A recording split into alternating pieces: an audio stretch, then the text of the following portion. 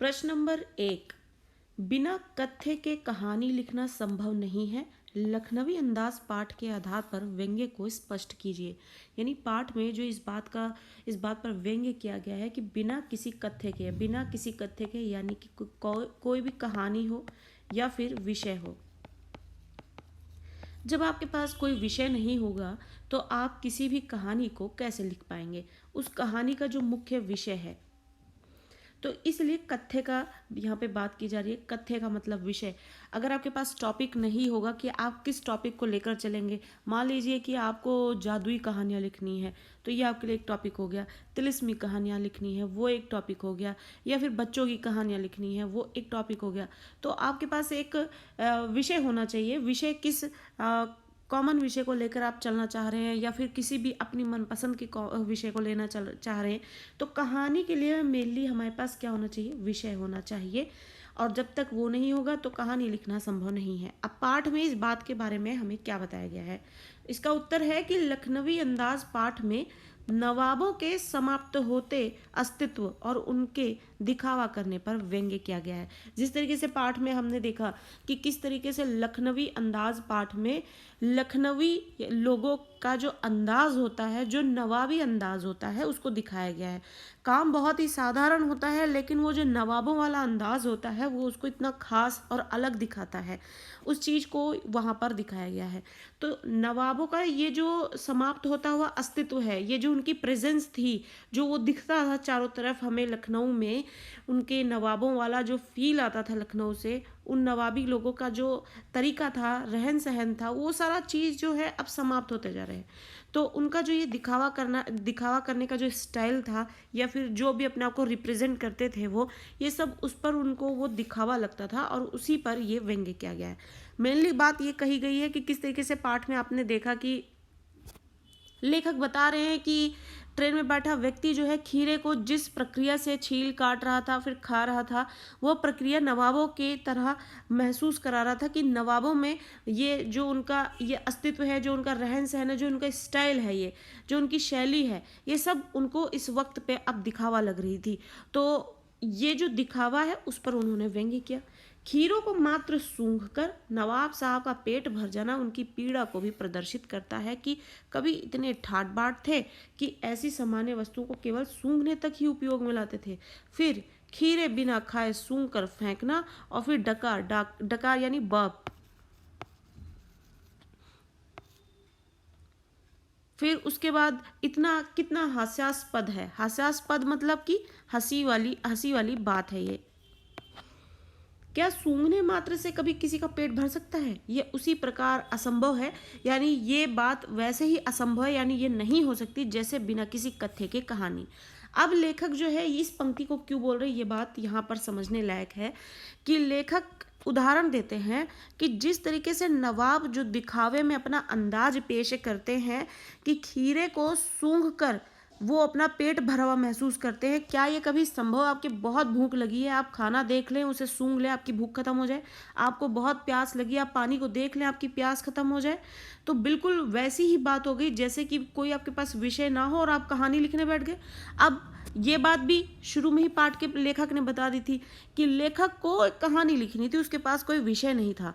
Train में बैठा लेखक जो है ये सोच ही रहा था कि सामने बैठा वाला व्यक्ति जो है, जो नवाबी अंदाज में अपनी हरकतों से लेखक को अपनी ओर खींच रहा था, आकर्षित कर रहा था। जहाँ पर लेखक को ये बात समझ में आई कि जो नवाब लोग होते हैं, जो उनका अस्तित्व है, जो उनका रहन सहन है, जो उनकी शैली है, जो उनके तौर तरीके हैं, वो ऐसा बता रहे थे कि जैसे कि वो चीज़ एक दिखावा लगने लगी थी लेखक को कि क्या कभी कोई अपना पेट जो है सिर्फ किसी खाने वाली चीज़ को मात्र सूंघने से ही भर सकता है। हाँ, हो सकता है ऐसा एक वक्त था कि नवाबों के इतने ठाट बाट थे कि खाली देखने मात्र से ही आप खुद भी महसूस करेंगे। इसके लिए नवाब होने की ज़रूरत नहीं है। आप कॉन्टिन्यूसली किसी चीज़ को, आपको बहुत शौक है, आप उसका भरपूर यूज़ कर रहे हैं, भरपूर खा रहे हैं, पी रहे हैं, एंजॉय कर रहे हैं, कुछ वक्त के बाद आपको उसमें से इंटरेस्ट खत्म हो जाता है। तो सब कुछ यही है लेना देना। इसी के लिए पाठ में बताया गया कि बिना कथ्य के कहानी लिखना संभव नहीं है, और बिना खाए पेट का भरना भी जो है वो संभव नहीं है। प्रश्न नंबर 2, लोग यथार्थ यानी सच को स्वीकार करने से क्यों डरते हैं? सुख सुविधाओं में जी रहे लोग, जो लोग सुख सुविधा में रहते हैं, वो अतीत के अस्तित्व को समाप्त होते देख डरते रहते हैं। यानी जो लोग बहुत ही सुख से, चैन से, बहुत ही ऐशो आराम में रह रहे हो, बहुत नाम हो, पैसा हो, सब कुछ हो, किसी चीज़ की कोई कमी नहीं हो, जब ऐसे लोगों का जीवन जो है बीतता जाता है, तो वो अपने पास्ट को याद करके डरते हैं, क्योंकि वो बहुत ठाठ से अपना जीवन बिता रहे होते हैं। अब समाज में उनको कोई नहीं पूछेगा, उनका वैसा सम्मान नहीं होगा, संभव है लोग उपहास करेंगे, यानी कि मजाक करेंगे। इस कारण अभावों में रहकर व्यर्थ का नाटक करते हैं, यानी कि अभाव में रहते हैं, कमियों में रहते हैं, यानी हमारे पास ये नहीं है, वो नहीं है, इस तरीके की सिचुएशन में रहते हैं और उसका व्यर्थ का नाटक करते हैं कि अभी हम किसी से कम नहीं हैं, और यथार्थ को स्वीकार नहीं कर पाते, और इस वजह से वो सच को स्वीकार नहीं करते, खाली अपने डर की वजह से और अपनी मजाक उड़ने की वजह से। और लोग जो है वो अपने यथार्थ को इसी वजह से स्वीकार नहीं कर पाते। किस वजह से? अगर आप अपना जीवन बहुत ही ऐशो आराम से जी रहे हो, तो आने वाला समय में आपको डर लगेगा कि जैसा पिछला जीवन बीता था मेरा, क्या वैसा आगे बीतने पाएगा या नहीं। अगर नहीं होगा तो लोग मजाक उड़ाएंगे। पहले इनके बहुत ठाट बाट थे, आज देखिए किस हालत में है। इस वजह से लोग जो है अभावों में रहकर व्यर्थ का नाटक करते हैं, यानी कि कमी में रहकर और व्यर्थ का नाटक करके ये जताने की कोशिश करते हैं और अपने आप को ये फील कराने की कोशिश करते हैं जैसा वो चाहते हैं, और इस तरीके से वो यथार्थ यानी सच को स्वीकार करने से डरते हैं। जो जैसा होना होगा वो आपको फेस करना ही पड़ेगा। इस चीज को स्वीकार करना लोगों को आना चाहिए। प्रश्न नंबर 3, लखनवी अंदाज पाठ में नवाब साहब के बहाने नवाबी परंपरा पर व्यंग्य है, यानी कि नवाबी परंपरा जो है उस पर व्यंग्य करने के लिए लेखक ने नवाब साहब का जो पोर्ट्रे किया है वहाँ पर, यानी कि ट्रेन में बैठ के जब सामने वाली सीट पे नवाब साहब मिले, उन्होंने जो भी अपनी शैली दिखाई, अपने तौर तरीके दिखाए, उनको प्रेजेंट करके वो इनडायरेक्ट वे में, अप्रत्यक्ष रूप में नवाबी परंपरा पर व्यंग्य करते हुए दिखते हैं। कैसे? ये सच है कि भूखे व्यक्ति के सामने अच्छे अच्छे भोजन की प्रशंसा करने मात्र से या कल्पना मात्र से पेट नहीं भरता है। जिसको भूख लगी है उसको खाना चाहिए, वो खाना खाएगा तभी पेट भरेगा। जिसको प्यास लगी है उसे पानी चाहिए, पानी पिएगा तभी प्यास मिटेगी। नवाब साहब का पेट जो है वो सूंघने मात्र से भर जाता होगा, ये तथ्य लेखक की समझ से परे है। ये बात लेखक को किसी भी एंगल से समझ में नहीं आती है कि चाहे नवाब हो चाहे कोई आम आदमी हो, व्यक्ति है और सभी की शरीर की रचनाएं एक तरीके से हैं। अगर नवाब को भूख लगेगी तो उसके पेट को भी खाना चाहिए, और आम आदमी को भूख लगेगी तो उसके भी पेट को खाना चाहिए, और वो भूख जो है खाना खाकर ही शांत हो सकता है। ऐसा नहीं है कि वो नवाब है तो वो खाने को देखकर और सूंघकर ही अपनी भूख को खत्म कर सकता है, उसके पास एक अनोखी शक्ति है। तो ये चीज़ें जो है वो लेखक को समझ में नहीं आती है, उनके समझ से परे है। तो इसलिए नवाबी ठसक तो नहीं रही, यह तो सेकेंड क्लास में यात्रा करने से पता चल गया। अब लेखक को इस बात का अंदाजा लग गया कि नवाब जो हैं वो सिर्फ दिखावा कर रहे हैं कि वो सूंघने मात्र से अपना पेट भर सकते हैं। किस तरीके से?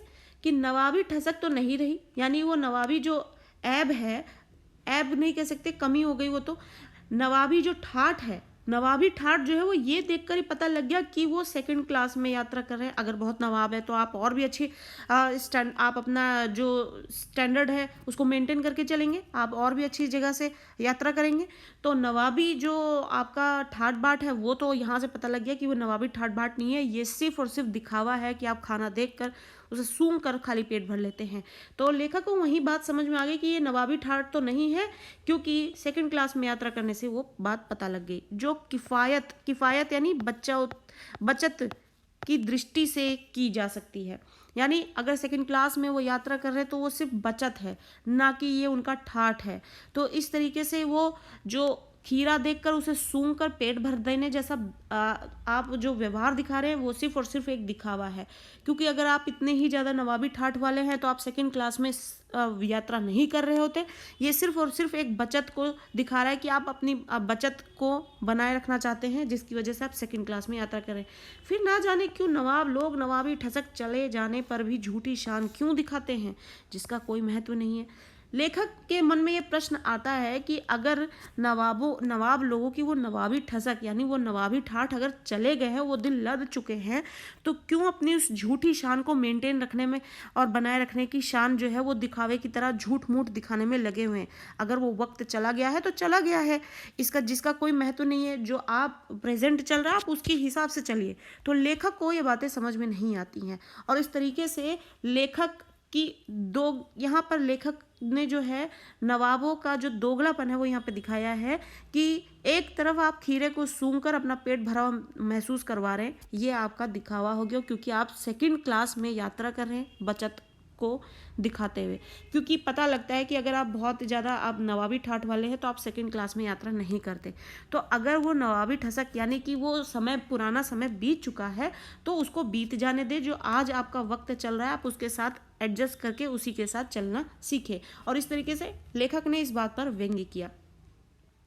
प्रश्न नंबर 4, नवाब साहब का खीरे खाने का जो आग्रह अस्वीकार करना लेखक को अनुचित लगा, क्यों?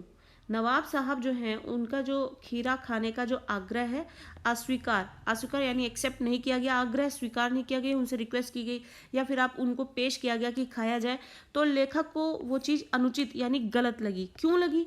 नवाब साहब के छीले हुए खीरे करीने से रखे थे यानी बड़े सलीके से रखे थे। आप कह सकते हैं कि काट के उसे पंक्ति में रखे गए थे, सलाद की तरह बिखरे हुए नहीं। तो सलाद भी सलीके से ही लगे होते हैं, लेकिन आप जब घर में आप लोग बनाते हैं तो आप देखेंगे कि वो रैंडम पीसीज आपको मिलेंगे। लेकिन जब नवाब साहब ट्रेन में बैठकर खीरों को इतने प्यार से छीलते हैं और फिर उस पर मसाला छिड़कते हैं, करीने से लगाते हैं, सलीके से लगाते हैं, जिन पर मिर्च और जीरा मिला, नमक, बुरक दिया गया था, बुरक यानी छिड़का गया था। जैसे जैसे खीरे की फांके पानी छोड़ रही थी, आप देखेंगे खीरा काट के रखा जाए तो पानी उसमें से निकलने लग जाता है, तो वैसे वैसे लेखक के मुंह में जो है पानी आ रहा था उसे देखकर। इस पर भी नवाब साहब जो है लखनऊ का वालम खीरा बताकर प्रशंसा कर रहे थे। लेखक का भी मन उन्हें खाने के लिए ललचा रहा था, ऊपर से नवाब साहब आग्रह कर रहे थे।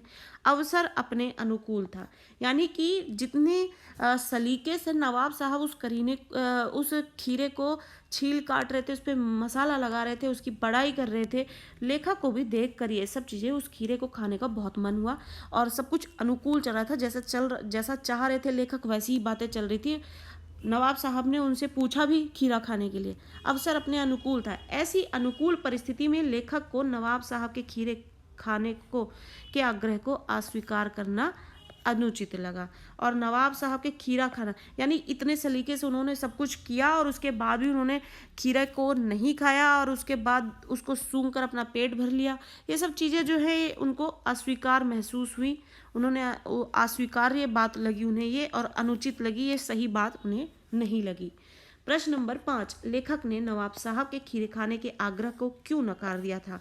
जो लेखक है नवाब साहब ने जब उनको खीरा खाने का आग्रह किया तो उन्होंने उस चीज़ को क्यों मना कर दिया, जबकि लेखक के मुंह में पानी भर आया था, यानी लेखक को खीरा देख के लालच आ रहा था, फिर भी उसके बाद भी उन्होंने क्यों नवाब साहब को मना कर दिया खीरा खाने से? पहली बात कि लेखक में स्वाभिमान की ऐंठ थी, यानी उनमें भी ईगो थी, तो ईगो हर्ट ना हो जाए इसकी वजह से उन्होंने मना कर दिया। दूसरी बात, नवाब साहब के अकस्मात यानी एकदम से हुए भाव परिवर्तन से लेखक चौंक गया।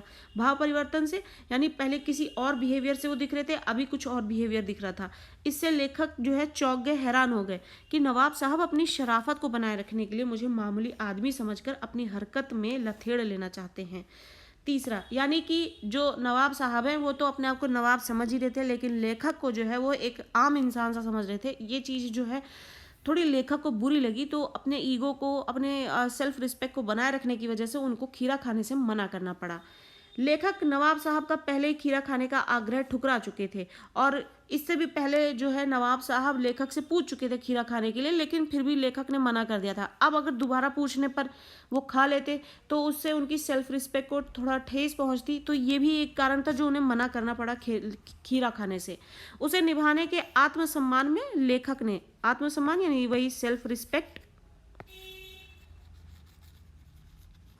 तो इसलिए भी लेखक को दोबारा इनकार करना ही पड़ा। अतः अनुकूल परिस्थिति होने और खाने की इच्छा होते हुए भी लेखक ने नवाब साहब के खीरे खाने के आग्रह को नकार दिया। और इस तरीके से आप देखेंगे यहाँ पर नवाब साहब द्वारा लेखक को खीरा ऑफर करने के बाद भी उसे क्यों मना किया गया, ये बात जो है, दो प्रश्न आपके सामने यहाँ पर इस तरीके के। नवाब साहब का खीरा खाने का आग्रह अस्वीकार करना लेखक को अनुचित लगा, यानी उन्होंने मना कर दिया, वो बात भी उन्हें गलत लगती है, और क्यों मना किया इसका कारण भी यहाँ पे बताया गया है। प्रश्न नंबर 6, नवाब साहब के खीरे खाने के आग्रह में उनकी शराफत झलकती है, यानी कि जो नवाब साहब थे वो खीरा खाने के लिए जो उन्होंने लेखक से आग्रह किया, उसमें उनकी शराफत किस तरीके से झलकती है ये बताना है। कैसे? नवाब साहब में भी नवाबी ठसक तो है, यानी नवाबी ठाठ और नवाबी शौक जो है अपनी हरकतों से दिखा ही रहे थे, परंतु उसमें उद्दंडता, उच्छृंखलता नहीं है, यानी किसी भी तरीके से आप एक घमंड वाला जो भाव है वो नहीं, और बुरा व्यवहार वाला भाव नहीं दिख रहा था। लेखक को सामने आया हुआ देखकर अपेक्षा करते हैं कि लेखक ही अपनी तरफ से पहल करे, किंतु लेखक ने ऐसा ना करने से कुछ विचार कर स्वयं ही पहल करते हैं, यह उनका बड़प्पन है। कहने का मतलब यह है कि नवाब जो है यहाँ पर इस तरीके के नहीं दिख रहे थे जहाँ पे उनकी ईगो दिखे, या फिर वो किसी भी तरीके से अपने भाव या अपनी नवाबी ठसक दिखाने के उसमें मूड में दिख रहे थे। लेकिन लेखक जब सामने आ जाते हैं वो उम्मीद करते कि लेखक जो है नवाब साहब से खुद ही ये कहें कि खीरा खाया जा सकता है, या फिर खीरा खाने की बात करें वो। लेकिन जब लेखक ने ऐसा नहीं किया तो नवाब साहब ने भी ऐसा कुछ बुरा नहीं माना, नवाब साहब ने खुद भी जो है उन्हें ऑफर किया कि आप खीरा खाएं, लेकिन लेखक ने अपने सेल्फ रिस्पेक्ट को बनाए रखने के लिए खीरा खाने से मना कर दिया। अब इस बात में यहाँ पर हमें नवाब साहब का जो है बड़प्पन दिखता है, क्योंकि लेखक ने नहीं पूछा, उसके बाद भी नवाब साहब जो कि अपनी नवाबी ठसक के साथ हैं वहाँ पर, उन्होंने फिर भी लेखक से खीरा खाने की बात के लिए पूछा और खीरा खाने के लिए आग्रह भी किया।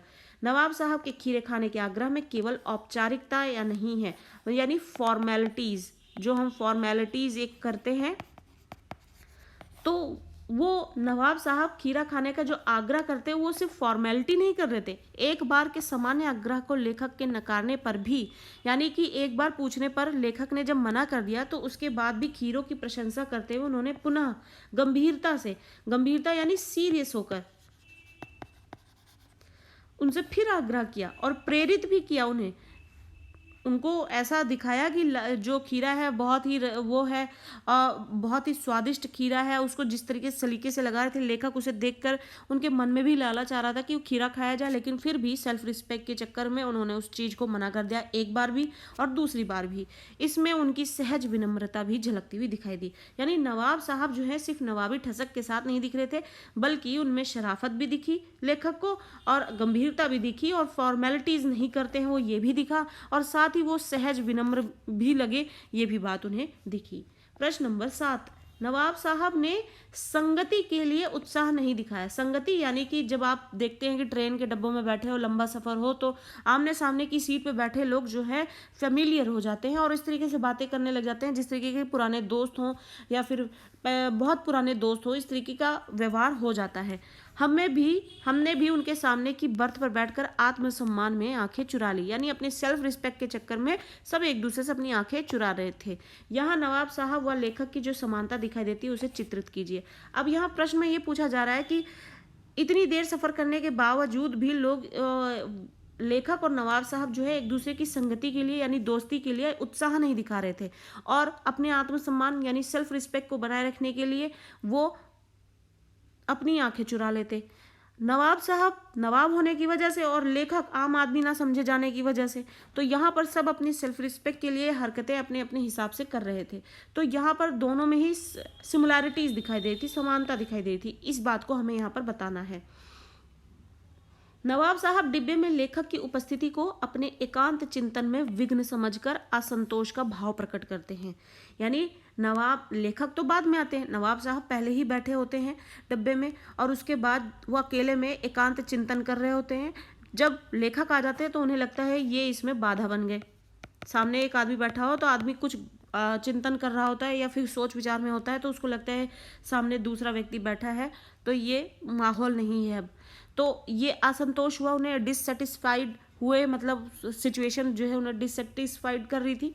तो इस चीज़ का भाव उन्होंने प्रकट किया। और सेकंड क्लास में सफ़र करते हुए लेखक को दिख जाना अपने लिए अच्छा नहीं मानते हैं, क्योंकि उन्हें नवाबी पोल खुलती नज़र आ रही है। अब वो सेकंड क्लास में सफ़र कर रहे हैं, बचत करनी थी। अब वो अकेले करते तो उनकी नवाबी ठसक बनी रहती, लेकिन अब सामने लेखक दिख रहे हैं, उनको लगता है कि वो उनसे कमतर होंगे, तो उनके सामने उनकी इज्जत जो है वो बनी नहीं रह पाएगी, वो नवाबी पोल खुल जाएगी उनकी। अतः नवाब साहब ने लेखक से संगति करने के लिए उत्साह नहीं दिखाया। अगर उनसे दोस्ती कर लेंगे तो उनकी नवाबी ठसक जो है थोड़ी कमतर हो जाएगी, इस वजह से वो अपने आप को पीछे हटा रहे थे। लेखक भी सेकंड क्लास की यात्रा में उनकी उपस्थिति को अच्छा नहीं मान रहे थे, वह भी उन्हें एकांत में नई कहानी के संबंध में सोच सकने में बाधा मान रहे थे। यानी लेखक भी जो है अपनी नई कहानी लिखने के लिए कोई विषय सोचना चाह रहे थे, वो भी ऐसा लग रहा था कि नवाब साहब के होने से उनके इस चिंतन में बाधा बन रहे हैं। लेखक को ऐसा लग रहा है कि नवाब मुझे भी सामान्य जन समझ रहे हैं, यानी अब लेखक को यहाँ पे ये कॉम्प्लेक्स हो रहा है कि वो मुझे एक नॉर्मल आदमी समझ रहे हैं, मैं भी अब वो अगर नवाब नहीं है तो वो कम भी नहीं समझना चाहते अपने आप को, और मुझसे दूरी बनाए हुए हैं। इस तरह लेखक के आत्मसम्मान यानी सेल्फ रिस्पेक्ट को ठेस पहुंचती, अतः वह भी अपनी आंखें चुरा लेते हैं। तो इस तरीके से दोनों अपने अपने सेल्फ रिस्पेक्ट के चक्कर में एक दूसरे से आंखें चुराते हैं। दोस्ती ज़्यादा गहरी नहीं हो पाती है, हल्की फुल्की ही बातें हो पाती हैं। प्रश्न नंबर 8, नवाब साहब और लेखक के व्यवहार के आधार पर किसे अच्छा ठहरा सकते हैं। जो नवाब साहब ने हरकत की और जो लेखक ने हरकत की, उसके आधार पर हम किसको ज़्यादा बेहतर व्यक्ति बता सकते हैं या फिर अच्छा ठहरा सकते हैं। किसी भी तरीके से आपसे प्रश्न पूछ सकते हैं, अर्थ एक ही है। नवाब साहब और लेखक दोनों में आत्मसम्मान यानी कि सेल्फ रिस्पेक्ट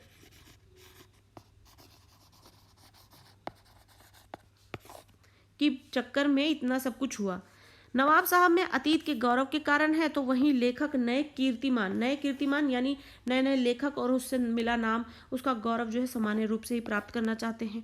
उसमें ऐंठ है, अकड़ है, दोनों में अस्वाभाविकता है, यानी स्वभाव से दोनों में कोई अमीरी झलक नहीं आ रही है, सब बनावटीपना है, ये स्वाभाविकता नहीं है। स्वाभाविकता का मतलब नेचुरली कुछ भी नहीं है, सब बनावटी है सब। अब जो नवाब हैं वो भी अपने आप को बना रहे हैं कि हम में अभी भी वही नवाबी ठसक है, हम बड़े ठाट बाट वाले लोग हैं, बड़े सलीकेवान लोग हैं। और लेखक जो हैं वो अपने कीर्तिमान को, मैं बड़ा पढ़ा लिखा हूँ, मैं लेखक हूँ, इस तरीके से। तो सब अपनी सेल्फ रिस्पेक्ट को बनावटी बनाकर और भी बड़ा चढ़ाकर दिखाना चाह रहे हैं। नेचुरली कुछ भी नहीं है, अननेचुरल है। इसका मतलब क्या हो गया, अननेचुरल। तो ये सब कुछ दिखावा हो गया। नवाब साहब का कुछ समय उपरांत, यानी कि नवाब साहब जो है वो कुछ समय के बाद हृदय परिवर्तन एवं व्यवहार परिवर्तन होता है।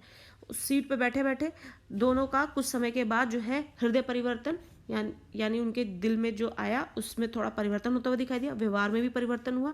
वह आदाब अर्ज के साथ विनम्रता पूर्वक शराफत से खीरा खाने का आग्रह करते हैं, किंतु लेखक व्यर्थ की ऐंठ को छोड़ना भी नहीं चाहते। अब लेखक जो है जब नवाब साहब नवाब होकर उनसे आग्रह करते हैं कि खीरा खाएं, तो लेखक जो है वो व्यर्थ की यानी बेकार की ऐंठ अपनी जो है वो छोड़ना नहीं चाह रहे, वो अपनी अकड़ को बनाए रखना चाह रहे। इस आधार पर नवाब साहब के भाव परिवर्तन में सहजता है, विनम्रता है, सम्मान करने की भावना है।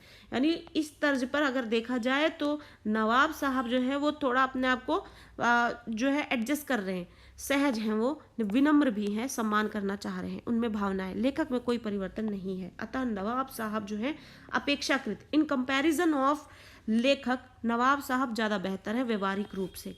तो इस तरीके से नवाब साहब जो है ज़्यादा अच्छे साबित होते हैं। प्रश्न नंबर 9, लेखक को नवाब साहब का मौन रहना भी अखर रहा है। जो लेखक हैं वो, उनको ये बात भी अच्छी नहीं लग रही है कि नवाब साहब मौन बैठे हुए हैं, चुप हैं, और बातें करना भी जो है उन्हें कचोटने लगा। और वो बातें करें तो भी उन्हें वो चीज़ बेकार लगती है। क्यों? लेखक को दोनों तरफ से उसका अहंकार जो है कचोट रहा था। लेखक जो है उनका जो अहंकार है, उनका जो ईगो है, वो उन्हें परेशान कर रहा था, कचोट रहा था। लेखक अपने सामने नवाब को महत्व नहीं देना चाहते थे। अगर वो महत्व देते तो नवाबी ठसक जो है वो ऊंची शान बन जाती उनकी, और फिर जो है कहीं ना कहीं कॉम्प्लेक्स हो जाता, उनको कमतर साबित लगता अपने आप को। लेखक जो है अपने आप को कमतर महसूस करने लग जाते। इस वजह से वो अपने अहंकार को ऊंचे किया जा रहे थे। तो लेखक अपने सामने नवाब को महत्व नहीं देना चाहते, इसलिए व्यवहारिक प्रक्रिया, अभिवादन यानी कि एक दूसरे को ग्रीट करने में वो ठीक है, आदि से बचता रहा और अपेक्षा कर रहा था कि नवाब ही सलाम करे। यानी लोग जो है अभिवादन जो करते हैं एक दूसरे से मिलने पर हाय हेलो, अभिवादन मतलब हाय हेलो, ये व्यवहार प्रक्रिया जो होती है लोगों में एक दूसरे से बातें करने के लिए जो शुरुआत होती है, वो इन कंपैरिजन ऑफ नवाब में ज़्यादा अच्छी थी। नवाब ही सलाम करें, लेखक को ऐसा लगता था, उनका अहंकार ये कहता था कि नवाब ही पहले उन्हें सलाम करें। जब नवाब ने कुछ सोचकर अभिवादन से संगति करने की पहल भी की तो ऐसा लगा कि लेखक नवाब को सामान्य समझ रहा है।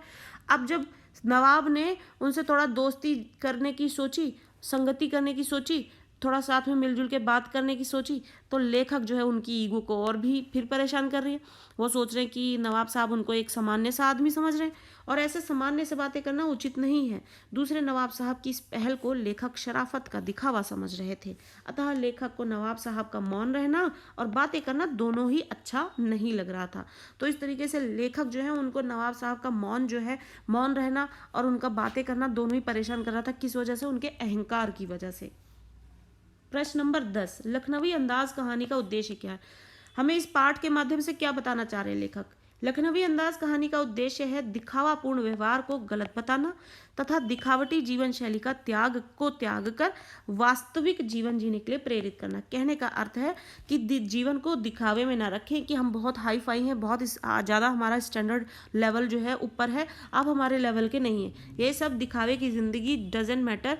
आपको अपनी वास्तविक ज़िंदगी में ही इंटरेस्ट लेना चाहिए, उसी में ही उसी वास्तविकता को स्वीकार करके, यानी आपका जो अभी प्रेजेंट चल रहा है, आप प्रेजेंट में जिस सिचुएशन में उसको स्वीकार करना चाहिए और लोगों को वही अपने आप को प्रेजेंट भी करना चाहिए। उससे हमें ना डरना चाहिए, ना ही अपने आप को कमतर समझना चाहिए। अगर आप कमतर अपने आप को लगता है आपको, तो आप आगे आने वाली लाइफ में बेटर कर सकते हैं, और अगर नहीं है तो आप बेटर कर सकते हैं, और हैं तो आप अपनी विनम्रता दिखाकर आप अपने आप को और ऊंचा दिखा सकते हैं। तो इसलिए दिखावापूर्ण जिंदगी को गलत साबित करते हैं और जो वास्तविक जिंदगी है उसको वो सही दिखाना चाह रहे हैं इस पाठ के माध्यम से। लेखक बताना चाहता है कि आज नवाबों की नवाबी नहीं रही, पर वे अपनी नवाबी की ठसक के लिए सनक भरा व्यवहार करके स्वयं को जन साधारण से ऊंचा समझते हैं। यानी नवाब जो है अब वो उस तरीके के नवाब नहीं रह गए जो उस एक वक्त पे हुआ करते थे, पर वो अपने उसी शैली को दिखाकर वो लोगों को, उनके सामान्य लोगों से अपने आप को ऊंचा दिखाने का जो भाव अभी भी रखते हैं वो दिखाने की कोशिश कर रहे हैं। प्रश्न नंबर 11, लेखक ने नवाब साहब के उपेक्षापूर्ण व्यवहार का जवाब कैसे दिया? यानी जो व्यवहार उनको अच्छा नहीं लगा नवाब साहब का, उसका जवाब लेखक किस तरीके से देते हैं। लेखक जब डिब्बे में आया तो उसने देखा कि सामने वाली सीट पर एक सफ़ेद पोश सज्जन बैठे हैं। सफ़ेद पोश यानी जो पहनावा उन्होंने ले रखा है वो सफ़ेद पोश है, सफ़ेद कपड़ों में है। लेखक को आया देख उनकी आंखों में असंतोष का भाव उतर है। जैसे आप देख सकते हैं कई बार आम जीवन में भी होता है, बहुत इगोइस्टिक लोग मिल जाते हैं, वो आप उनको देखेंगे अपनी आईब्रोज सिकोड़ते हुए दिखेंगे, मतलब बहुत अपना एटीट्यूड दिखाने की कोशिश करते हैं। वो किस सेंस में करने की कोशिश कर रहे हैं कोई नहीं बता सकता, क्योंकि वो बहुत चीज़ें बोलकर नहीं बताई जाती हैं। तो लेखक को आया देखकर जब नवाब साहब ने असंतोष प्रकट किया, अब उसका भाव दिखाया, चेहरे पे एक एक्सप्रेशन आता है जिससे पता लगता है ये व्यक्ति चिढ़ क्यों रहा है या ऐसा एक्सप्रेशन क्यों दिखा रहा है हमें देखकर। तो उन्होंने संगति के लिए कोई उत्साह भी नहीं दिखाया, या देख लेखक भी उनकी अनदेखी कर बाहर। तो लेखक भी जो अपने ईगो को बनाए रखने के लिए, अपने सेल्फ रिस्पेक्ट को बनाए रखने के लिए उन्हें इग्नोर करता हुआ दिखा। तो इसका जवाब, उपेक्षापूर्ण व्यवहार का जवाब उन्होंने इग्नोर करके दिया। प्रश्न नंबर 12, लखनवी अंदाज पाठ के आधार पर नवाब साहब के स्वभाव के विषय में अपने विचार प्रकट कीजिए। अब पाठ में हमें नवाब साहब का कैसा स्वभाव दिखाया गया। नवाब साहब लखनऊ के नवाबों के घराने से संबंधित सफ़ेद पोश थे। हालांकि वे नवाबी चली जाने पर भी उसके प्रभाव से मुक्त नहीं हो पाए थे। नवाब साहब जो है पुराने नवाब हैं लखनऊ के, उस खानदान से बिलोंग करते होंगे और उसी तरीके के हाव भाव के साथ वो दिख रहे हैं कि नवाब हैं वो, पर अभी भी वो उसके प्रभाव से मुक्त नहीं हो पाए हैं। वे बात बात में नवाबों जैसा प्रदर्शनपूर्ण यानी दिखावा व्यवहार करके स्वयं को दूसरों से ऊंचा समझते थे। उनके व्यवहार में एक सनक थी जो वास्तविकता से बहुत दूर थी। वह सनक इन द सेंस कि आप खीरा को देखकर और आप सूंघ कर रख दे रहे हैं और पेट भर गया आपका, तो ये कोई बिल्कुल इलॉजिकल सी चीज़ है। तो ये एक ही एक उदाहरण है सिर्फ कि एक सनक दिखा रहा है आपको कि आप नवाब हैं और इस चीज़ को मेंटेन रखना चाहते हो, और जो कि ये वास्तविकता से यानी रियलिटी से बहुत दूर की बात है। प्रश्न नंबर 13, लखनवी अंदाज कहानी में निहित संदेश स्पष्ट कीजिए। संदेश क्या मिलता है इस पाठ से, या फिर उद्देश्य क्या है, जो भी एक प्रश्न हमने इससे पहले भी पढ़ा है, सब एक ही बात है। तो यहाँ पर हमें इस कहानी से क्या संदेश मिलता है? लखनवी अंदाज कहानी में निहित जो संदेश है वो ये है कि हमें यथार्थ यानी कि वास्तविकता में जीना चाहिए या फिर रियलिटी में जीना चाहिए। हमें बनावटीपूर्ण यानी दिखावे में जीवन शैली या झूठा दिखावा करने की आदत छोड़ देनी चाहिए। हमें हर मनुष्य को समान समझते हुए उसकी ओर मित्रता का हाथ बढ़ाना चाहिए तथा ऐसा यानी कि सोशल रहना चाहिए हमें, तथा ऐसा व्यवहार नहीं करना चाहिए जिससे हम उपहास का यानी कि मजाक का पात्र बने, मजाक का कारण बन सके, ऐसा हमें व्यवहार नहीं करना चाहिए। प्रश्न नंबर 14, लखनवी अंदाज पाठ के आधार पर बताइए कि लेखक ने यात्रा करने के लिए सेकंड क्लास का टिकट क्यों खरीदा। जो पाठ में हमें बताया गया उस आधार पर हमें बताना है कि लेखक ने सेकंड क्लास का टिकट क्यों खरीदा।